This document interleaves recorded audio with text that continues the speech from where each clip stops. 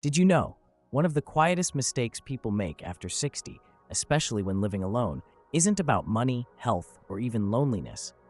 It's the quiet, aching sense that no one needs you anymore. No one asks, "How are you today?"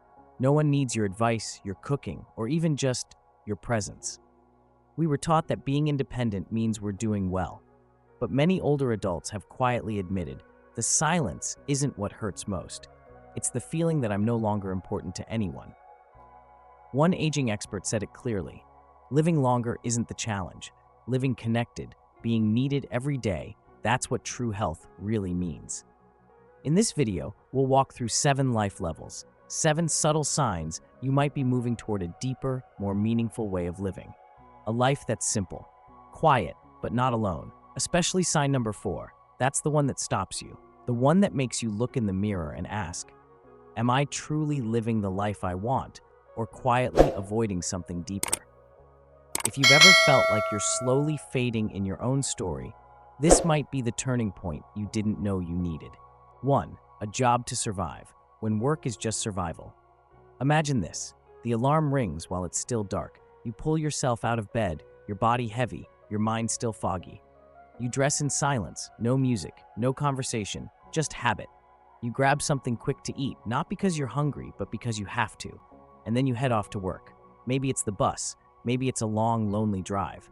Either way, the day starts before you've even had a chance to feel awake, before you've even remembered who you are beyond the routine. This is how many of us began our adult lives. Working jobs not because they inspired us, but because they kept us going. Not because we wanted to, but because we had no choice. Bills had to be paid, kids had to be fed, rent, groceries, phone bills, insurance. Life doesn't wait. And so, we learned day by day how to push through. This stage shapes something important: our work ethic. It teaches us to endure, to be dependable, to show up even when life feels heavy and joy feels far away. But if we stay here too long, something inside begins to fade. The spark that once made us curious, creative, excited, it dims. We get used to surviving, and we forget how to dream. There's a quiet kind of exhaustion that comes from working only to get by. It doesn't hit you all at once, it sneaks in slowly. It steals joy in small pieces, a skipped hobby here, a missed call there. Until one day, you wake up and realize you haven't felt excited in years. And somewhere deep inside, a small voice whispers, is there more to life than this? Still, even in this stage, the survival stage, there are ways to stay connected to yourself. Save a little, not just money, but time. A few minutes each day that are yours alone. 5 minutes in the morning, a walk at sunset, a moment to breathe. Look for lessons in every shift, a kind word from a coworker, a challenge you handled better than last time, a moment you felt strong. These are victories too quiet, but real. Let your imagination breathe. You don't need to act on it yet, but let yourself wonder, what would I love to do if I could? Eleanor was 74 when she finally cleaned out the drawer by her bed. In it were old photographs, corners curled, colors fading, faded notes, some barely legible, and a birthday card she had meant to send but never did. She had spent most of her life working. She was proud of that. She raised 2 children, paid off her home, never missed a day of work unless she was sick. But somewhere along the way, the days had blurred. She skipped family dinners for overtime, canceled visits because work needed her, promised herself she'd make it up later, but later never came. Now retired, with an empty house and a quiet phone, Eleanor sat at her kitchen table, and she wrote a letter not to her children, but to her younger self. I wish you had stopped more often. I wish you had looked your children in the eyes at dinner instead of at your calendar. I wish you had believed that enough was enough. You thought success was about showing up for work, but it's really about showing up for life. That letter stayed on her fridge as a daily reminder, not of guilt, but of growth. Because regret doesn't have to be the end. It can be the beginning. A beginning that is softer, wiser, and more intentional. A beginning that says, it's not too late. And Eleanor, even in her 70s, decided to start again, this time fully present. If every morning feels like a burden, and every night feels like relief. If your days blur into each other like pages without meaning, you might still be living just to survive. And that's not weakness, it's a signal. A sign that maybe, just maybe, it's time to ask, what else is possible for me? Where are you on this path? If this stage felt familiar, drop a 1 in the comments. Sometimes, just naming it is the first step toward changing it. And remember, even survival holds the seed of transformation. You've made it this far. You don't have to stop here. 2. A job you own. When you start showing up for yourself. Let's picture something different now. You're not rushing out the door or waiting for orders. Instead, you sit at your kitchen table, hands wrapped around a warm cup of tea, and you begin your day with intention, not instruction. Maybe you run a small business. Maybe you still work for someone else. But what truly matters isn't the title. It's the mindset. Because no matter what job you have, whether you're an employee or a business owner, showing up with the heart of an owner changes everything. You take responsibility, not because you're forced to, but because you care. You contribute with pride. You carry more, not for praise, but for growth. This is the spirit of ownership, and it's the beginning of personal freedom. You're not just working anymore, you're building something that reflects who you are. Here are 3 ways to nurture that spirit. Offer something you do well, honestly and simply, to someone who needs it.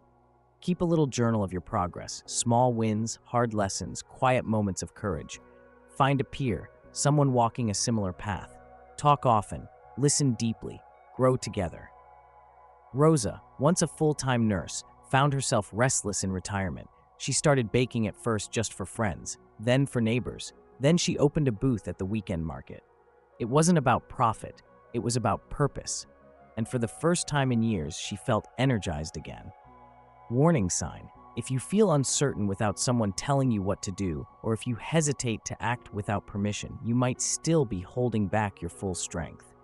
Ownership means believing in your own choices, even when the next step isn't clear. This stage isn't about control, it's about commitment to the work, to your values, and most of all, to yourself. 3. A business that grows when people start coming back. Now think about this. You've been doing something simple, maybe baking your special cookies, fixing things for neighbors, or knitting blankets for friends.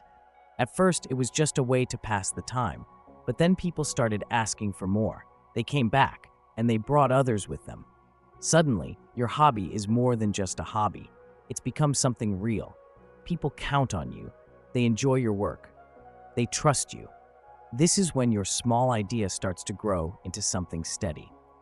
You might not call it a business, but it is. And it matters because it helps others, and it reminds you that what you do still has meaning. To take care of this stage, write down what you earn and spend, just to keep track. Make a weekly schedule that gives you enough rest. Ask people, what do you enjoy most about what I make or do? Their answers will help you improve and feel proud.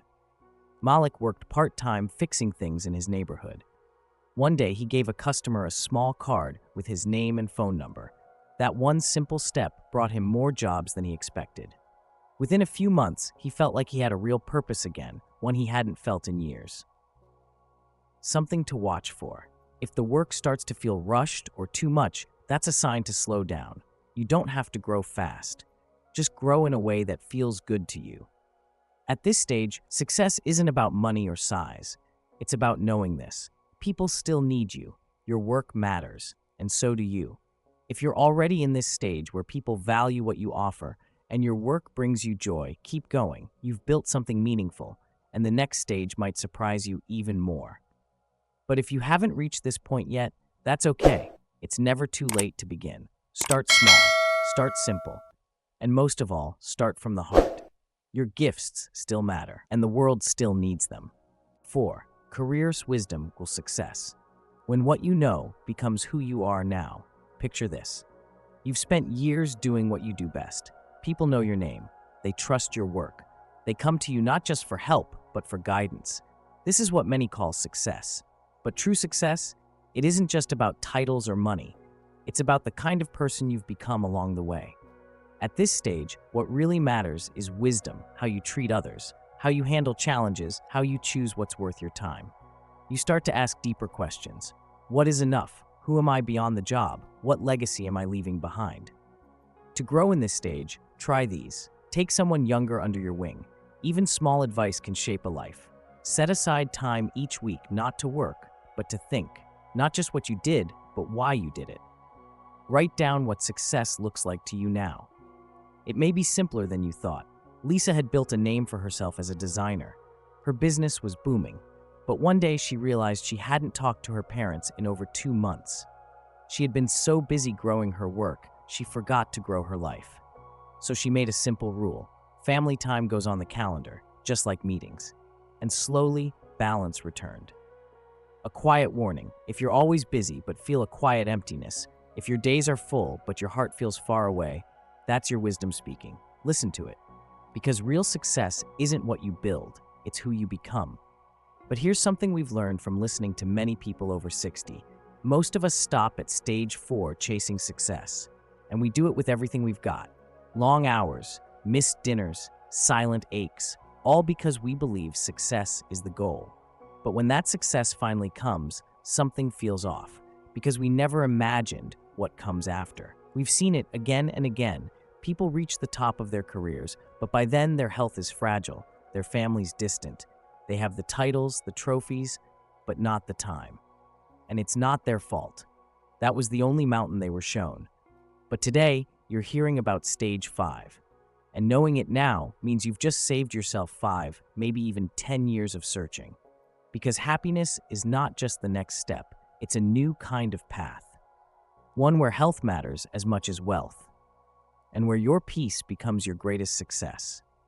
Let's take the next step together. 5. When success becomes a resting place for the heart. Success plus health, family, equals happiness. Picture this. You're sitting at your usual dinner table, not at a fancy restaurant, but right at home. Around you are your loved ones' laughter, little moments, someone asking for another bite of your home-cooked meal. It's nothing extravagant, but it fills the heart. You feel healthy. You're no longer rushing. No more late nights or early alarms. Your calendar is lighter, but your days feel full. This stage is rare. Why? Because most people believe happiness will naturally come after success. But the truth is, if we don't prepare for it, success can actually pull us away from what matters most. We've seen it too many times. People reach the top, they finally make it, but by then their health is fragile. Their family feels distant. Success becomes a large, cold house with no one waiting at the dinner table. And they realize happiness doesn't follow success automatically. It has to be built intentionally, early on. If you're already here, protect it gently. And if not, start with just 3 things. Respect your sleep and meals. Say no to things that pull you away from your family. And share joy, even in small ways, because happiness grows when it's shared. Mr. David, 68, was once a high-level executive. His calendar was packed, home-cooked dinners were rare. After retirement, he began walking with his wife every evening. They didn't talk much, just walked side by side. One day, his granddaughter asked, "Grandpa, you used to be so busy. Why are you so free now?" He smiled and said, "Because now I know what really matters." A gentle warning: if meals feel lonely or your body feels tired but your heart feels empty, happiness might be slipping away quietly. But the good news? Just realizing this today could save you 5 to 10 years of searching. No one ever regrets loving too soon. People only regret waiting too long. 6. A life of value, when your happiness helps someone else. Happiness plus helping others equals life's true value. True purpose begins when your story lights the way for another. Imagine sitting with someone younger than you. They're overwhelmed, unsure of what to do next. You don't give them a speech. You simply say, "I've been there. Let me tell you what helped me." In that moment, you're not just offering comfort, you're saving them years of struggle. This stage is quiet. It doesn't come with awards, but it's where wisdom becomes a gift, where your journey, everything you've learned, loved, lost, and rebuilt, starts to mean something more. Because what good is hard-earned happiness if it dies with us? Here's how to begin. Think of one mistake that taught you something important. Write it down. Share a story with someone who's in that same place now. Offer your presence, not your opinion, when someone opens up. When Grace turned 72, she started meeting her granddaughter every Saturday morning. At first, they just chatted, but slowly, Grace began sharing stories about heartbreak, tough choices, and second chances. One day, her granddaughter whispered, "Grandma, I feel braver after talking to you." Grace smiled. That, she thought, was the real gift of growing older. Gentle reminder: if you feel like your life is stable, but a little too quiet, maybe it's time to speak.